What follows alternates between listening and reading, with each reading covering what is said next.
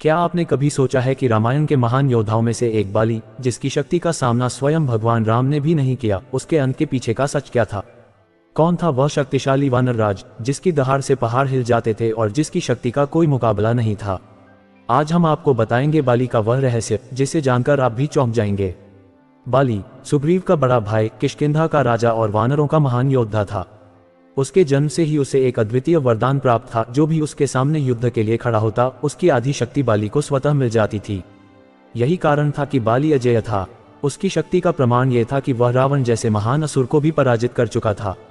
कहते हैं, एक बार रावण ने बाली को चुनौती देने का साहस किया, लेकिन बाली ने उसे पराजित करके अपनी कांधे पर लाद लिया और चारों दिशाओं में घुमा दिया।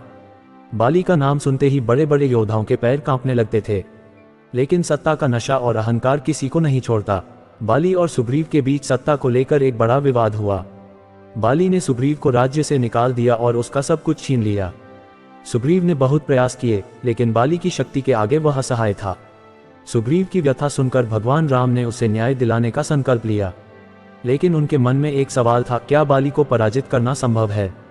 आखिर एक ऐसा योद्धा जिसने रावण को हरा दिया, उसे हराना आसान तो नहीं था।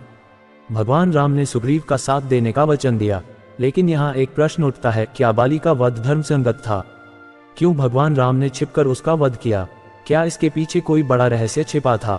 जब बाली ने अपने अंतिम क्षणों में राम से यही प्रश्न किया, तो भगवान राम ने उस कर्म का वास्तविक उद्देश्य बताया। राम ने कहा कि बाली ने धर्म के मार्ग से विचलित होकर अपने भाई का राज्य और उसकी पत्नी को छीन लिया था। साथ ही निर्दोष लोगों पर अत्याचार भी किया था। एक राजा का कर्तव्य होता है न्याय करना और अधर्म का अंत करना। बाली का अंत सिर्फ एक युद्ध नहीं, बल्कि एक सीख थी। अहंकार और अधर्म का अंत निश्चित है, चाहे वह कितना भी शक्तिशाली क्यों न हो।